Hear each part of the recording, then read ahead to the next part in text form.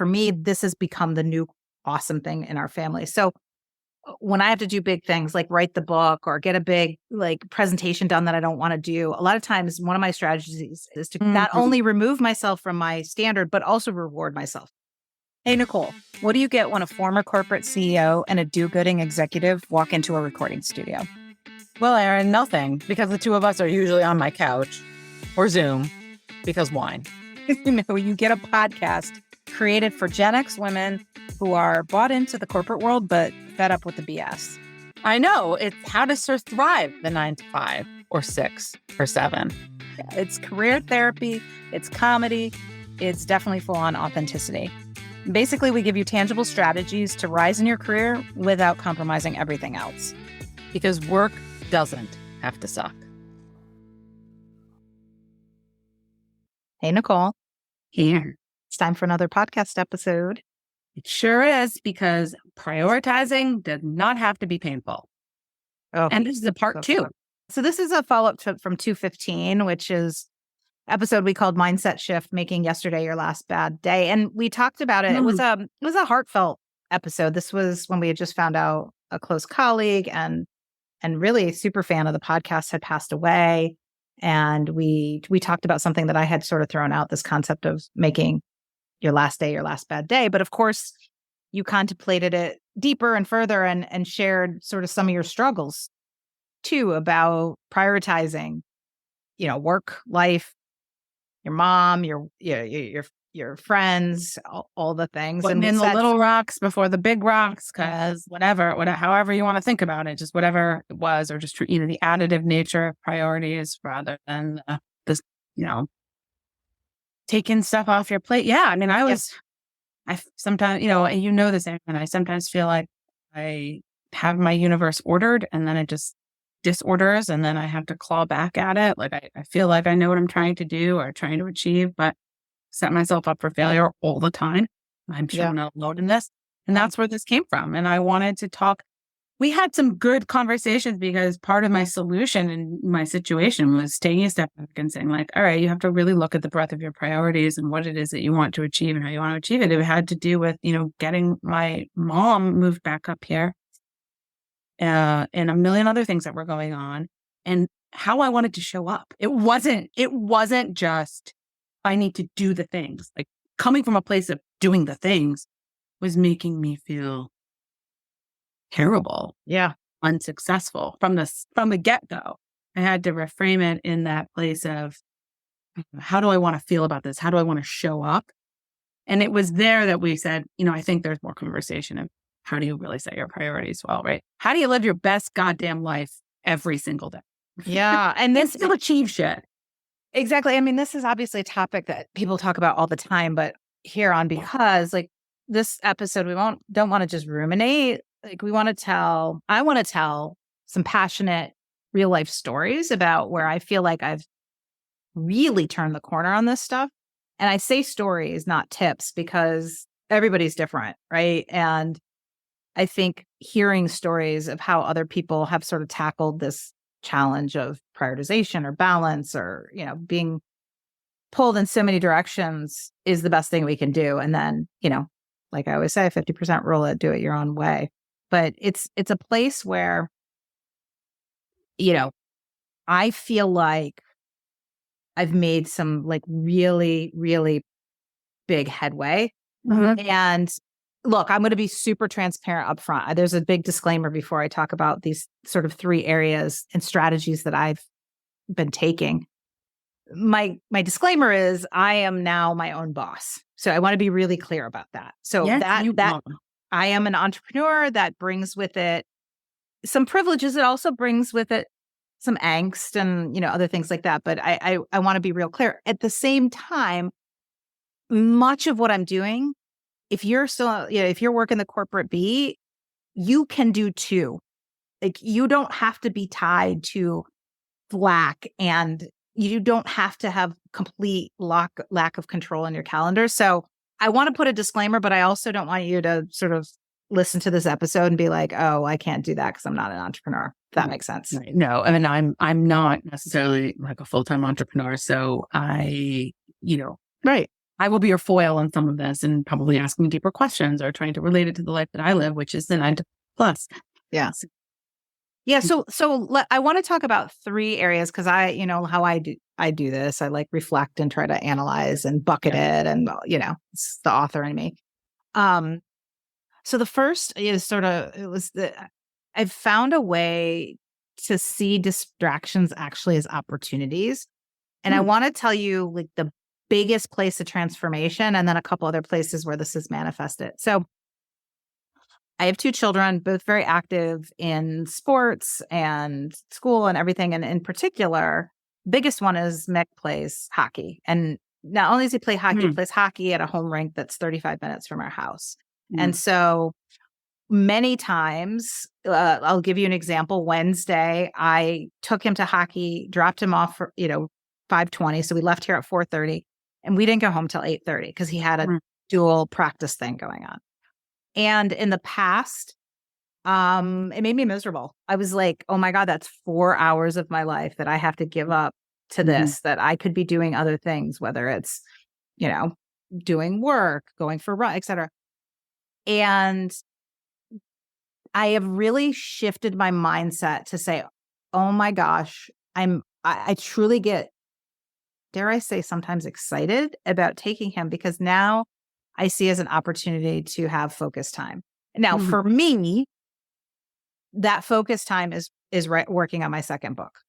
Right. But you don't have to, right? Obviously, for somebody else, it can be anything else they define that they can't, how many times you say, I wish I had, even if it's for work, I wish I had an hour to sit down and come up with a better idea or a great presentation or,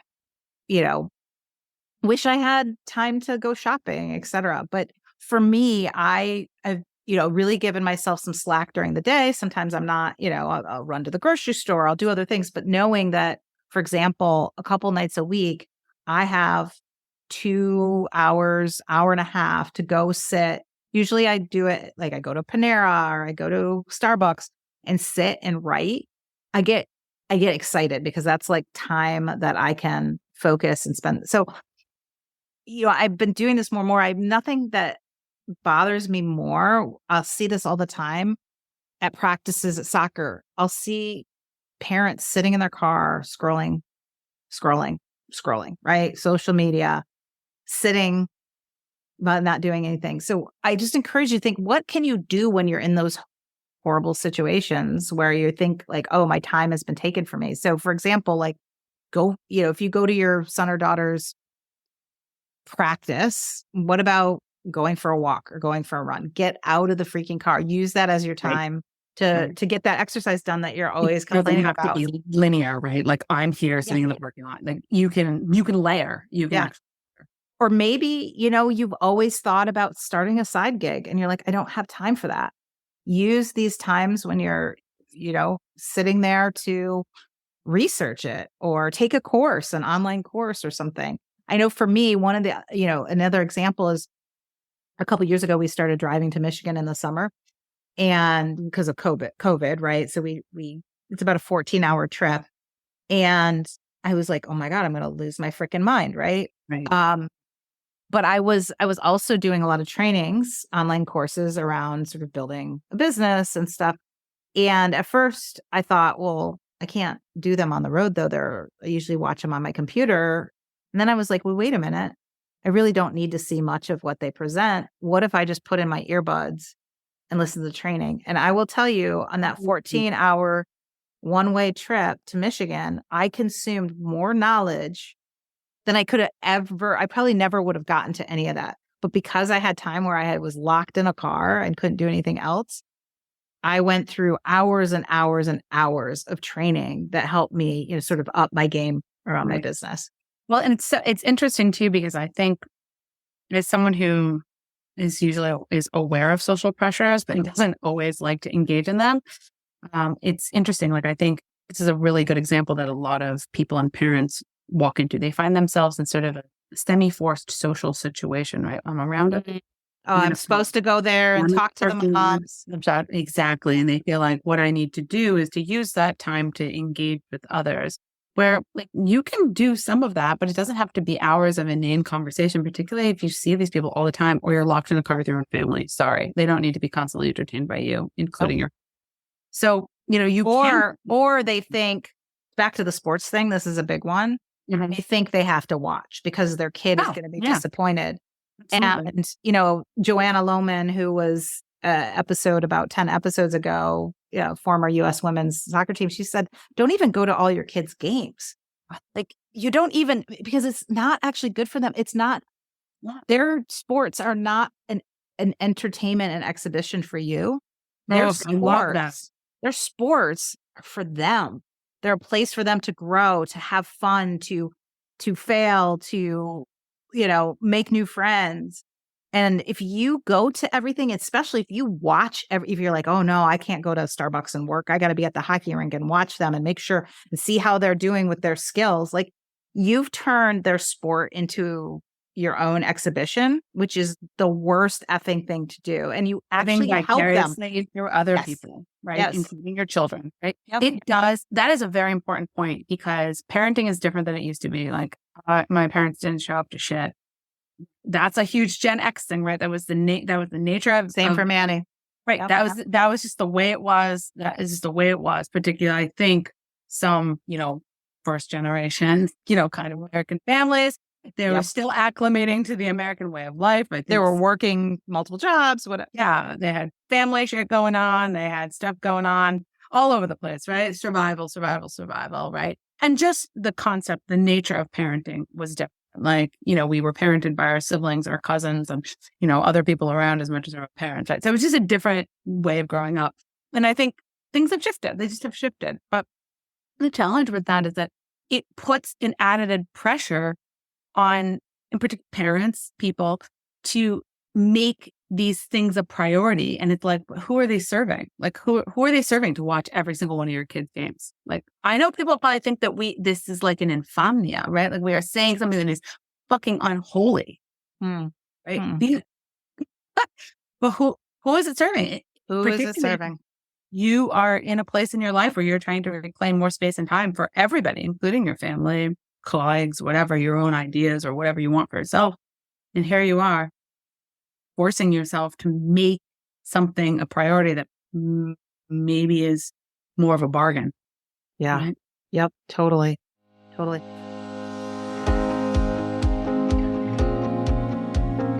Hey, Erin here. So I know we talk often about this concept of authenticity as a secret weapon to success. I swear to you, my authenticity was literally the number one thing that helped me become both the CEO of a 9-figure company at the age of 42, but also that helped me lead an insanely successful financial and cultural turnaround of that same company. But I get that authenticity as a secret weapon kind of sounds fluffy, like fluffy unicorn doo-doo that leaves you wondering, what do I actually wake up tomorrow and do differently without looking stupid or getting fired? This is exactly why I put together the Authenticity Playbook for you. It gives you 10 plays or really thought starters that are simple, actionable things that will help you up your career and leadership game. To get your free Authenticity Playbook, go to beauthenticinc.com/playbook. Again, that's beauthenticinc.com, just the letter B, authenticinc.com/playbook. Or to make it simple, just scroll down to the show notes and we've got you covered with a link there too.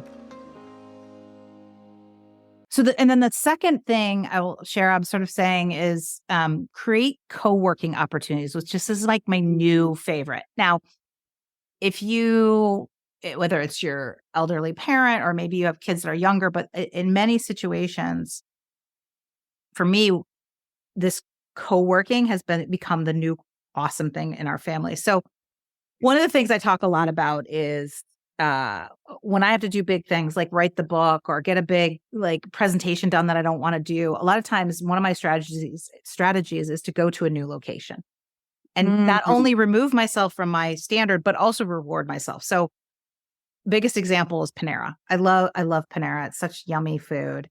And if I have to get something big done and I don't want to do it, I find that if I go there one, it's less, I have just a different mindset, but I also get rewarded, right? I get to have a yummy salad and soup and whatever.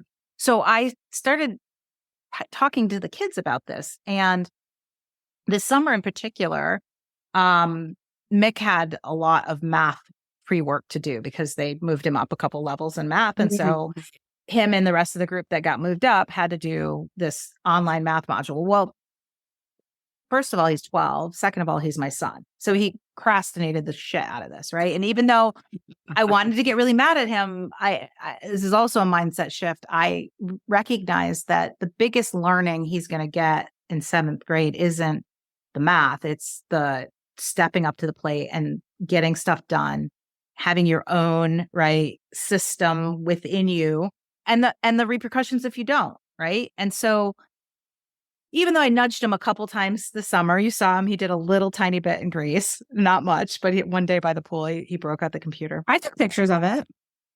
But he struggled, right? And so I had told him about this, how when I do things I don't want to do, a lot of times I'll go to Panera. So he asked me one day, he said, could we go to Panera? And I said, absolutely. So I found a day and I said, let's go.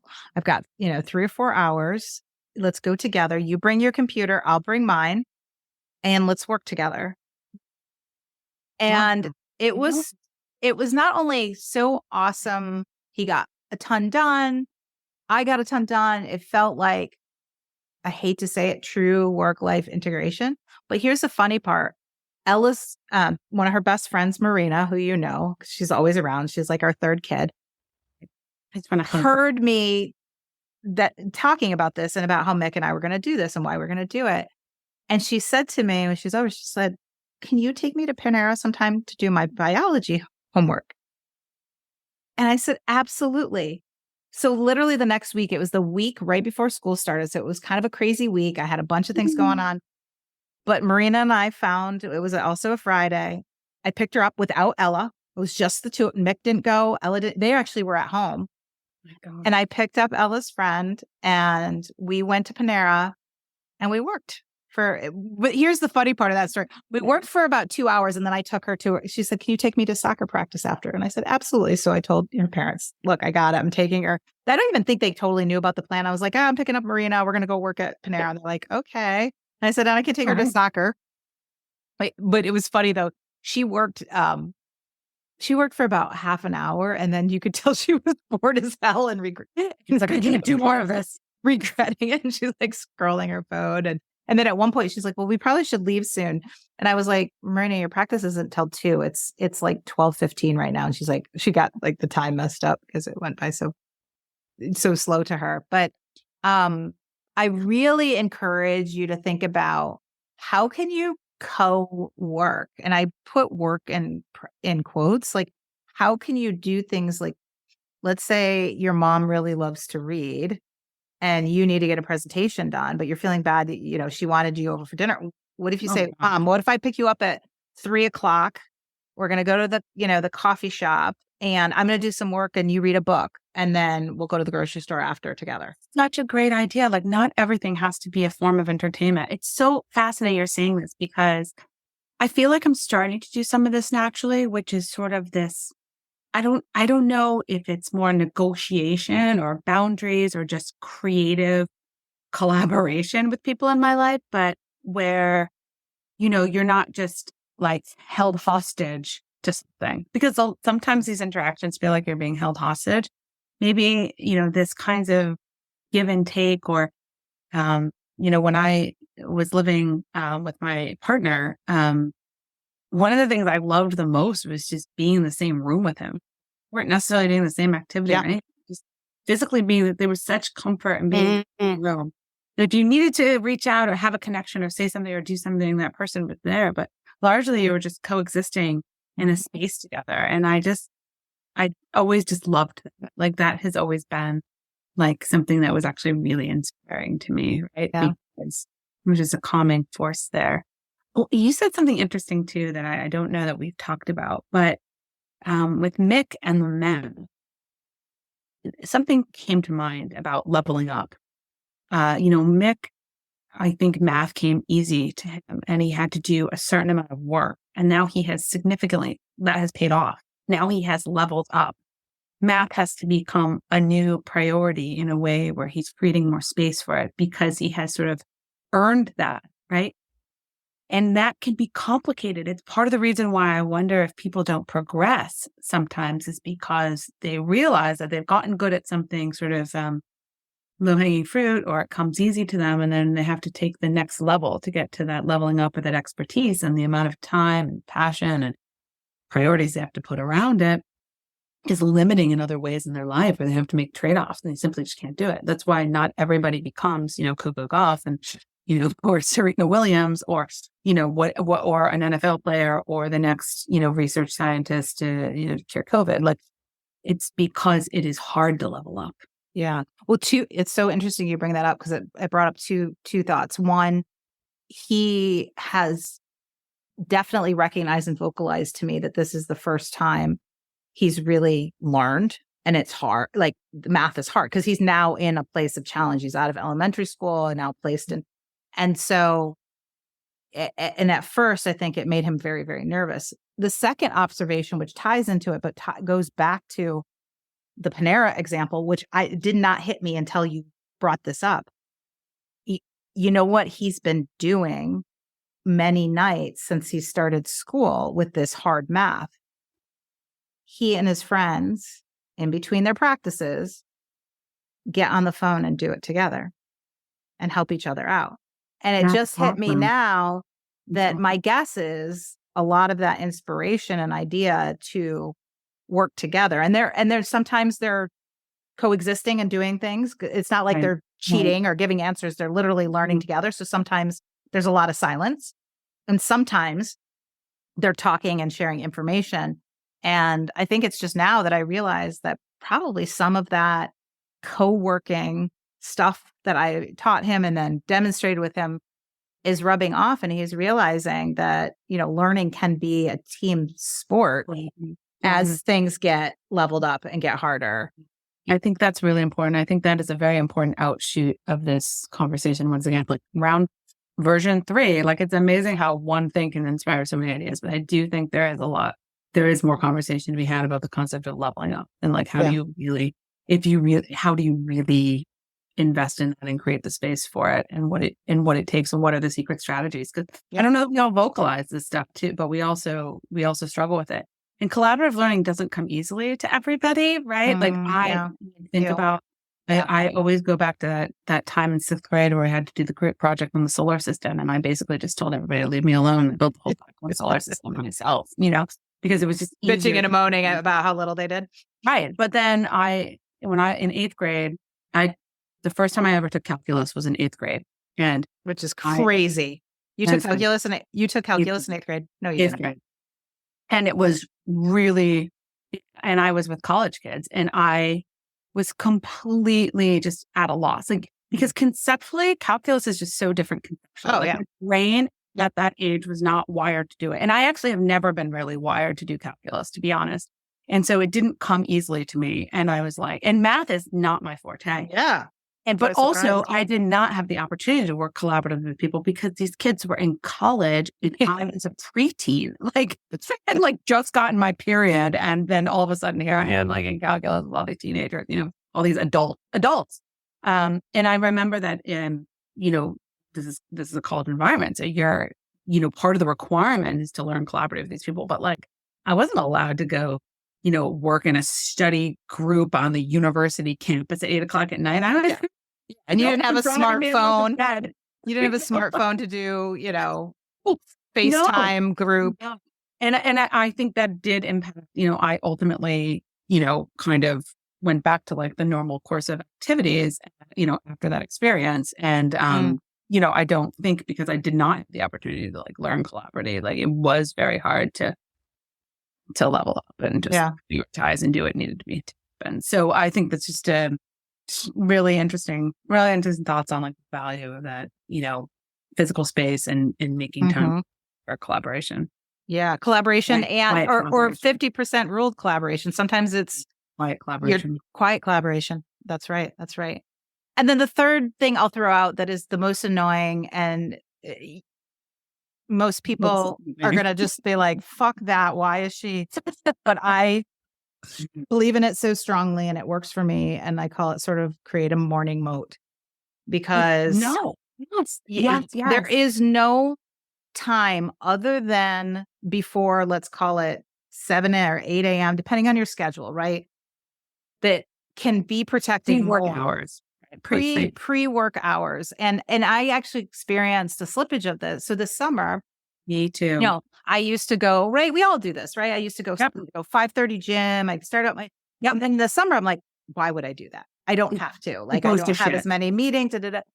And then I was feeling really anxious because like then the kids would get up and they need to be shuffled. And then I wasn't getting stuff done and I needed to get more stuff done in my work. And, about a week before school started, I started to say, okay, let's get on the regular schedule. But I think I went to a 5:30 class again. And then I got home and I realized like I got home at 6:30 and between 6:30 and 9:30, I got enough work done. I got more work done than probably the whole week before then. And so I know not everybody listening is probably a morning person. I have become one. I was not one. This is not how I was born. I completely agree with you.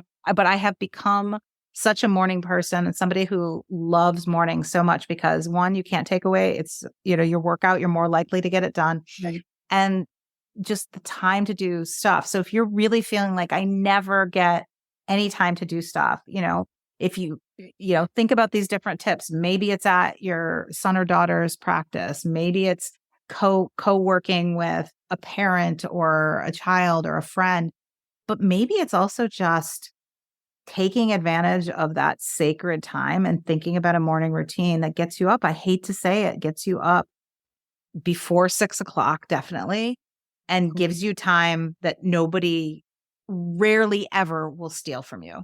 Yes. And you don't have to fill it with a million things, but you can give yourself one or two things, that set you up for the day. But I'll also give you another version of that, which is like, I don't have children, right?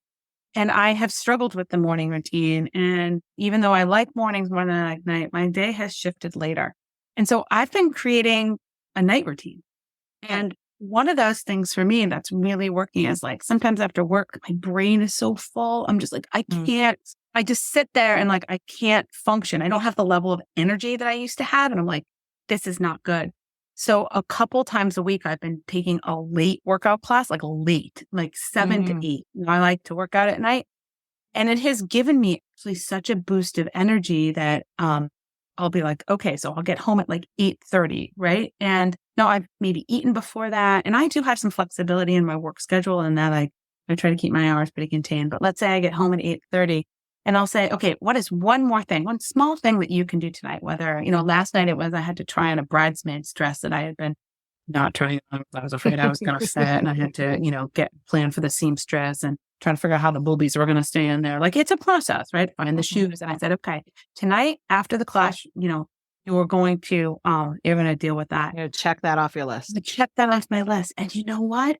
It was phenomenal. And I really enjoyed that 8 p.m. Not every gym has that. It was a yoga class, but it was so I felt great. It was fortifying. I slept well. I had enough energy when I got home to do the thing. And I was like, but it didn't keep me from doing other things. Like I had to make some phone calls. I had to stop in and see somebody. I had to eat. Like I still managed to do all those things. And I thought, okay, well, if the morning routine's not working for me, maybe the evening can work. That. Right. So it does. And you have to make it in such a way though, that it's not exclusionary to everything else in your life, because things are going to pop up in the evening, side gig, stuff with other people, like how other people live their life is their free time, maybe at night, whatever. So, make it so that it's manageable, right? This is a couple nights a week. I'm going to try to do this, have this night routine, and I'm just carving out. Well, and I love it. And I think you should declare that you're doing, not try doing it, so that when those other things come up, as long as it's not a massive fire drill, you're like, no, I have yoga. Like if it's your mom, like come over for dinner. And if you've just thought, oh, I think I'm going to go to yoga, you're going to probably go have dinner with your mom. I hate to say it. But if you've said, or you've put it in your calendar, you've declared, if you've said out loud at minimum, I'm going to yoga tonight at 7 o'clock, you now have earned the right to say, nope, I've already got something planned. Unfortunately, I can't do it tonight. Right. Right. Another night. And you have to be in charge of your calendar. And I do have slippage on this stuff all the time. And I feel overwhelmed. I'm trying to do too much. And then people want to sneak in, haven't seen you or whatever.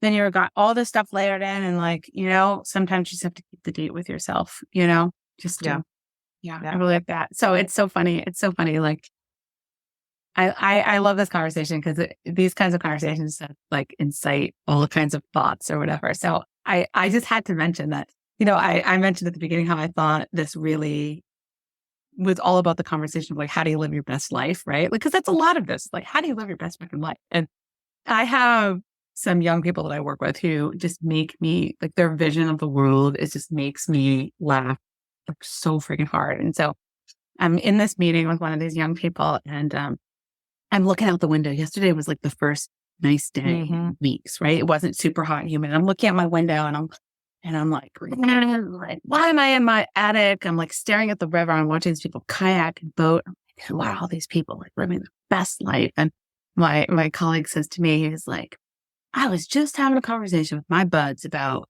what the American dream is. And he's like, I think the American dream is having a one-hit wonder and living off the royalties. And Erin, that's not even the best part of the story. That's hilarious. Oh, that's so good though. Not even the best part of the story. I was like, first of all, I was like, well, yes, that is an excellent strategy, right? I was like, I love that. It's both talent and marketing. I was like, a genius combination of all things American. And I was like, oh my God. I was like, so I'm going to call him A. I was like, A, I was like, do you know something you just reminded me of? I was like, I have a cousin who was in a girl band in the 80s.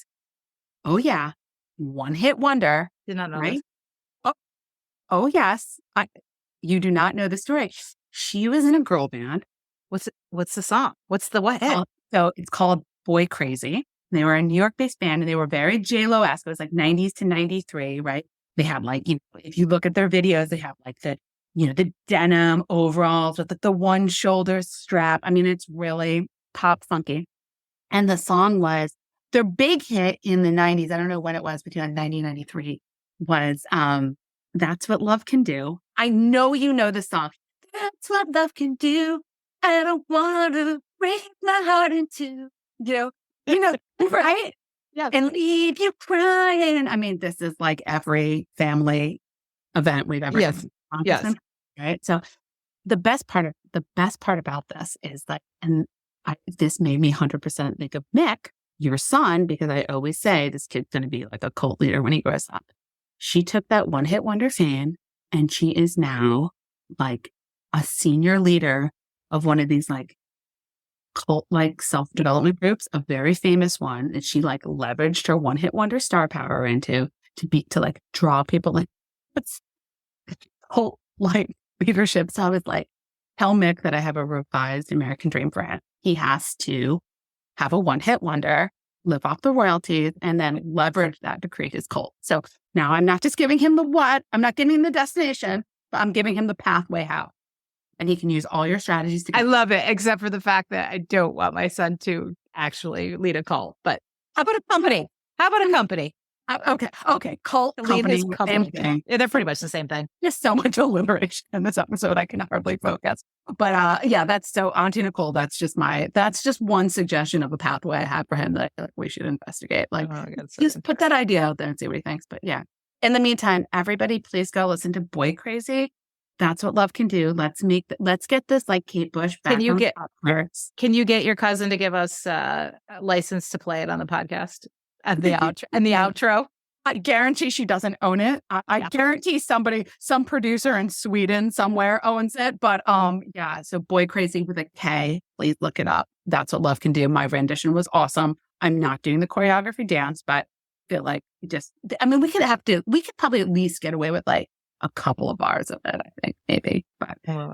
But just remember, Boy Crazy, that's what love can do. That's your American dream. Go put Erin's priorities into action in your life so you too can have a one-hit wonder and cult. Just kidding.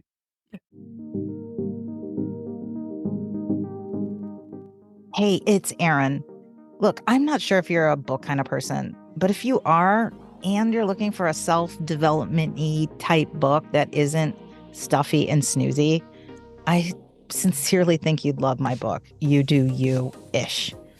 I tossed aside the standard BS most nonfiction books dish up, and instead, I give you real, sometimes tough love coaching on how to think about getting the career you deserve without working harder. It'll reframe how you think about the concept of authenticity in the workplace. It'll be sure that you hear and rewrite your sucky songs and walk you through my humans framework, the 6 principles of strategic authenticity. Since it's been rolling now for over 2 years, and it has over 130 Amazon reviews and a 4.9 rating, I can say with complete sincerity, I really think you'd love it. You can buy a copy by searching You Do You-ish on Amazon or head to the show notes for a direct link.